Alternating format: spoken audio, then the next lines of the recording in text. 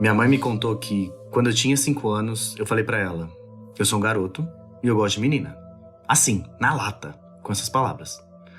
E ela respondeu: é uma fase, vai passar. Eu interpretei aquilo como uma rejeição. Várias situações desse tipo fizeram de mim uma pessoa muito revoltada. Eu nasci num corpo de mulher, mas sempre me encaixei melhor no mundo entendido como masculino. Aos 24 anos, eu decidi fazer a transição de gênero e minha vida mudou.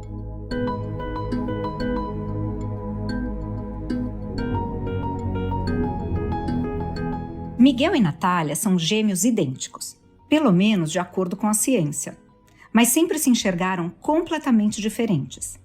Desde brigas na infância a estranhezas durante a adolescência, os gêmeos nunca se viram tão distantes e afastados por conta da maioria querer que eles fossem iguais. Mas a proximidade entre os dois só veio quando as diferenças começaram a ser reconhecidas. Miguel passou por uma transição de gênero e hoje é um homem trans, que mostra que o respeito pode ser o maior elo de amor e união em qualquer relação. Conheça a história de mudanças, respeito e amor dos irmãos Philp.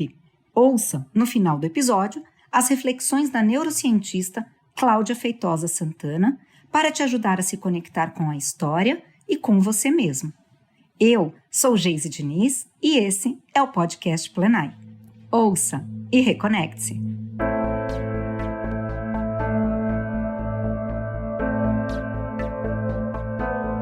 Existe uma visão romantizada de que a relação entre gêmeos é a mais bonita que existe. As pessoas acham que, porque os irmãos nasceram juntos, eles vão se identificar muito e até sentir o que o outro sente. Comigo não foi bem assim. Eu não cresci sendo o melhor amigo da minha irmã.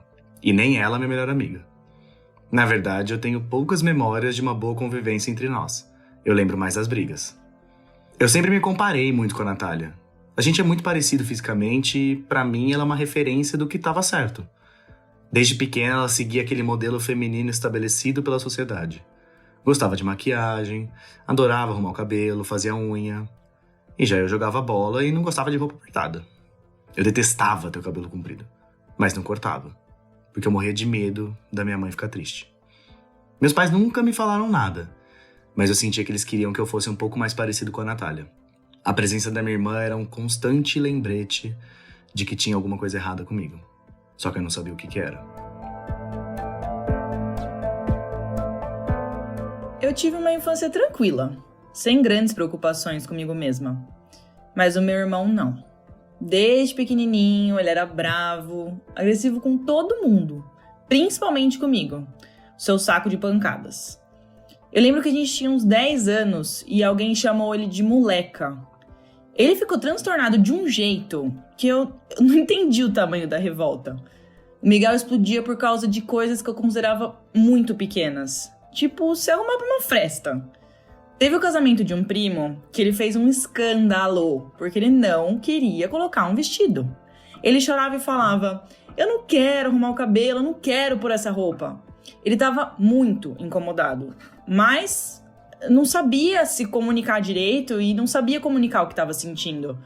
Depois de muita insistência nossa, ele finalmente se vestiu e a gente conseguiu ir pro casamento. Mas dava pra ver que ele tava muito triste. Em casa, o Miguel era naturalmente o centro das atenções, porque ele peitava meus pais em relação a tudo. Questionava literalmente qualquer ordem. Hoje eu vejo com clareza que a minha mãe e meu pai sentiam que precisavam dar mais atenção pra ele. Mas quando eu era menor, interpretava essa preocupação como preferência. Eu achava que o Miguel era o filho mais amado e eu acabava me sentindo meio sozinha, sabe? Escanteada. Pra não criar mais problemas na família, eu engolia os sapos e obedecia tudo que meus pais mandavam, mesmo sem concordar. Eu falava assim pra todo mundo, menos pra mim.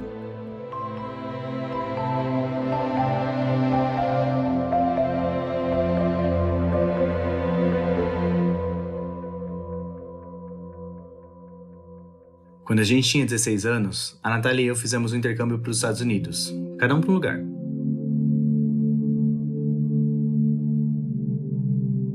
Eu já tinha entendido que eu me sentia atraído por mulheres. Mas, mesmo assim, eu queria desesperadamente me encaixar na sociedade normativa. No Brasil, eu tentava esconder o óbvio e levava uma dupla vida. Na escola e na família, eu tentava disfarçar que gostava de meninos. Cheguei até a ter 2 namoradinhos, por livre e espontânea pressão social. Foi horrível. Era um sacrifício beijar na boca deles. Era um sacrifício falar que eu tava namorando um cara. Aí, quando eu cheguei na escola americana, eu ouvi dos amigos: mas por que você tá mentindo pra gente? Não tem problema nenhum você gostar de mulher. Aquele acolhimento foi libertador. Eu me senti muito à vontade e decidi que eu não ia mais mentir. Ainda nos Estados Unidos, eu telefonei pra Natália e falei: preciso te contar uma coisa. Eu sou lésbica. Ela reagiu com naturalidade, porque na verdade ela já tinha percebido. Assim que eu cheguei no Brasil, dei a notícia pro resto da família. O meu pai foi bem de boa. Falou que pra ele o que importava era que eu fosse feliz. Minha mãe começou a chorar e disse que tinha expectativas pra mim. Eu respondi: mãe, a sua expectativa é casamento? É filho? Eu também quero casar e ter filhos. Até que ela aceitou rápido, assim. Em pouco tempo eu já estava apresentando a minha namorada pra família. Tirei um pesaço das costas.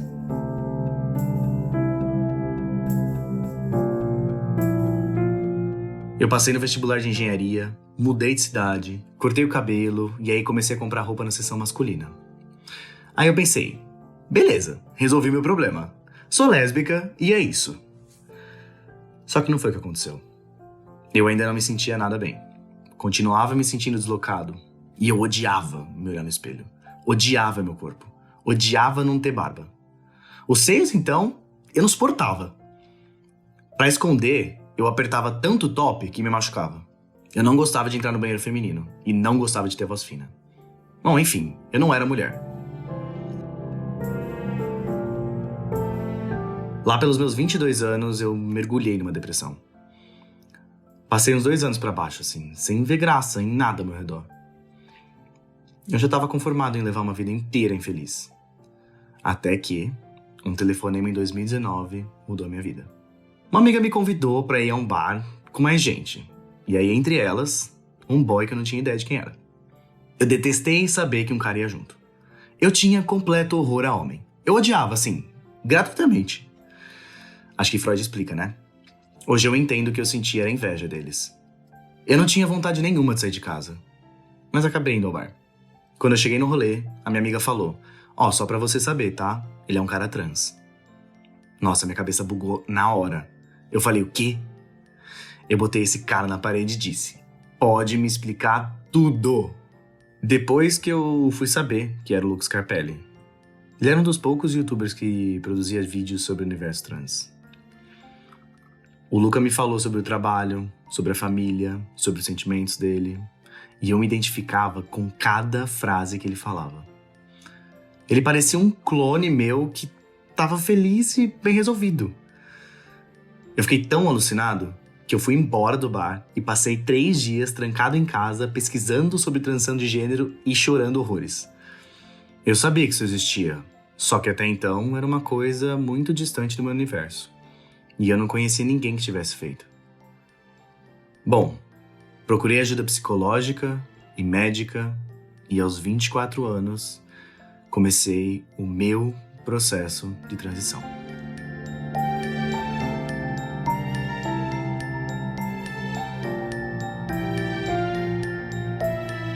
Eu fui a primeira pessoa da família para quem o Miguel falou novidade.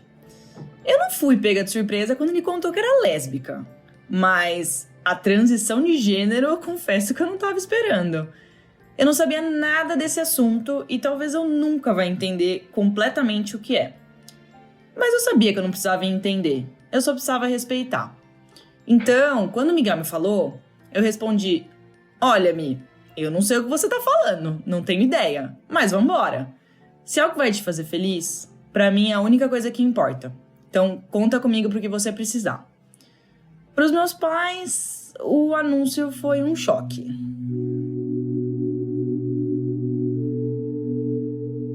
Quando uma pessoa faz uma transição de gênero, quem tá ao redor dela transiciona junto. Eu sabia que eu podia perder meus pais para sempre. Que talvez eles não fossem aceitar minha decisão. Só que eu tava tão feliz, eu tinha tanta certeza de que era a coisa certa, que nada, nenhum obstáculo ia me impedir de concretizar meu plano. Eu passei 24 anos sendo triste e solitário. Não tinha sentido eu passar o resto da vida me sentindo miserável em função do que outras pessoas queriam pra mim. A minha terapeuta resolveu chamar os meus pais e a minha irmã no consultório, pra uma sessão em família. A minha mãe só chorava, se lamentava que eu ia me mutilar.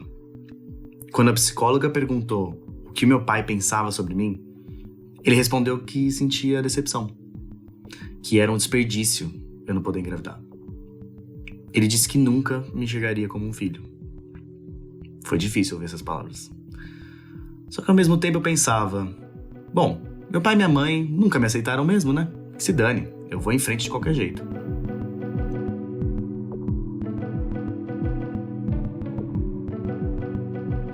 Meus pais não disseram exatamente o que o Miguel queria ouvir. A palavra decepção foi muito forte. Mas eu interpretei que o que o meu pai estava falando era como um médico. Um médico que estava preocupado, acima de tudo, com a saúde do filho. Ele estava inconformado que o meu irmão tomaria hormônio e acabaria com o corpo dele. Eu lembro que meu pai falou, mas ele tem uma saúde perfeita e quer jogar fora por causa de um pensamento temporário, de uma preocupação estética. Então, eu acho que meu pai usou a palavra decepção nesse sentido. Não que ele estava decepcionado com o Miguel enquanto pessoa. Meu pai perguntava pro meu irmão, você não tá satisfeito em saber quem você é por dentro? Precisa mudar por fora também? Acho que o medo dos meus pais era que o Miguel se arrependesse e não pudesse mais voltar atrás da decisão. Mas eles acabaram aceitando que o meu irmão já tinha idade suficiente para tomar suas próprias decisões. Depois dessa sessão, eu passei mais ou menos 1 ano falando bem pouco com os meus pais. Eles nunca me abandonaram, mas ficaram super tristes. A gente meio que entrou num acordo de que eu precisava de apoio, inclusive financeiro, e eles precisavam de um tempo para processar o que estava acontecendo. Eu comecei a fazer terapia hormonal com testosterona e meu corpo foi mudando. Depois de 1 ano, eu fiz a mastectomia para remover os seios. E foi aí que meus pais compreenderam que não se tratava de uma fase, mas sim um caminho sem volta.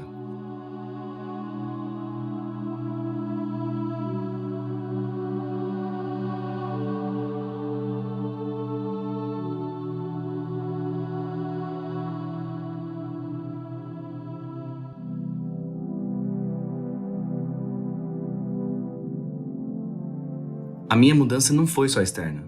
Foi, inclusive, principalmente interna. Eu era muito arisco. Eu tinha pavor de crítica, assim. Qualquer pessoa que tentasse estragar o pouco de felicidade que eu sentia, levava uma patada. Hoje é raro você me ver de cara fechada, de mau humor. Eu sou muito confortável na minha pele. Muito mais tranquilo, mais feliz, mais calmo. O relacionamento com a Natália melhorou muito. A gente descobriu, no caso, que a conversa é um método bem melhor de comunicação do que o grito e a porrada. Eu não conseguia ter uma boa relação com ela e com os meus pais porque eu achava que parte da minha tristeza era o fato de que eles não acolhiam como eu era. Coitados. Pai e mãe não tem manual de instrução. E mudança de gênero não é exatamente uma coisa simples de entender, né? Meus pais não tinham informação sobre esse assunto e só queriam me proteger. Eu errei muitas vezes o pronome masculino depois que o Miguel fez a transição. Ele ficava bravo e achava que eu estava querendo boicotar o processo dele. Mas na verdade era só uma questão de hábito. Depois que ele deixou crescer a barba, sua voz engrossou e ele ganhou uma feição masculina, aí ficou fácil de chamar ele de Miguel. Eu comecei a enxergar ele como homem mesmo e hoje é impossível usar o pronome feminino. Agora eu só tenho que aguentar minhas amigas falando, ai, como seu irmão é lindo, ele ficou mais bonito como homem do que como mulher. No segundo que o Miguel decidiu fazer a transição de gênero, eu imediatamente consegui ver que a impaciência, a intolerância e a agressividade dele ficaram para trás. Eu também comecei a fazer terapia e aprendi a me posicionar. Aprendi a parar de me anular só para agradar os outros. Inclusive o Miguel. A gente teve uns períodos afastados, com pouca conversa, mas hoje, graças a Deus, a nossa relação é bem melhor. No fim das contas, a gente sempre tá ajudando um ao outro. Quando minha família começou a respeitar o pronome masculino, eu pensei, quer saber? Tá bom, não preciso de mais que isso. Uma coisa é chamar pelo nome que eu escolhi, outra é de fato acreditar que eu sou um homem. Mas tudo bem, já tá ótimo que eles me respeitem. Se tem 2 pessoas do mundo que viraram militantes da transição de gênero, foram os meus avós. Eu tenho certeza que meu avô sente no fundo do coração dele que eu nasci homem e nunca fui mulher. Mesmo ele sendo de uma geração passada, eu sinto que ele não força nada a barra quando me chama de Miguel. A minha avó, então, ameaça bater em quem erra o pronome comigo. Eu tinha muito medo de como eles iam reagir quando eu mudei de gênero. Mas eles aceitaram com mais facilidade do que todo mundo. No fim das contas, o acolhimento que mais me importa é o da minha família.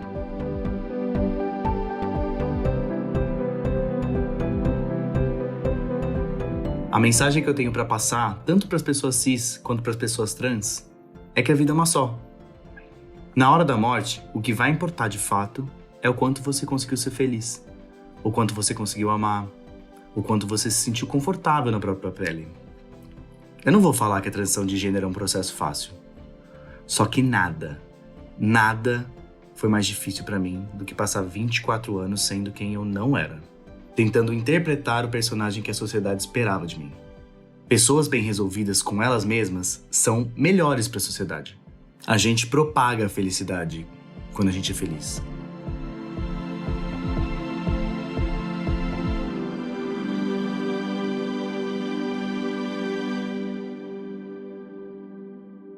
Os gêmeos idênticos, Miguel e Natália, compartilham conosco a transição de gênero dele e como as relações familiares transicionaram junto.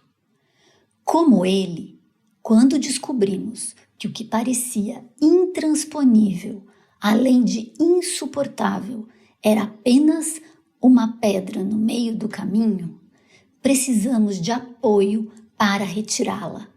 Pois somos seres sociais e é extremamente importante vivermos juntos, em família, entre amigos e, inclusive, no meio da multidão.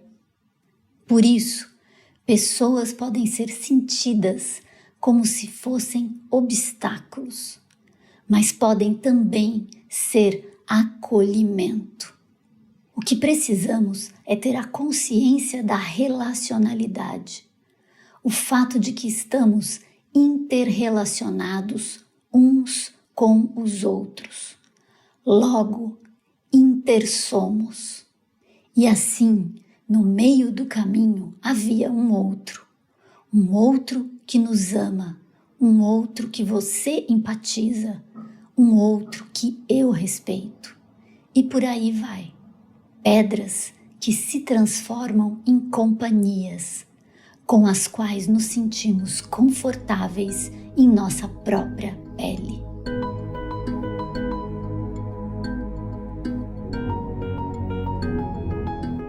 Nossas histórias não acabam por aqui. Confira mais dos nossos conteúdos em plenai.com e em nosso perfil no Instagram, @portalplenai.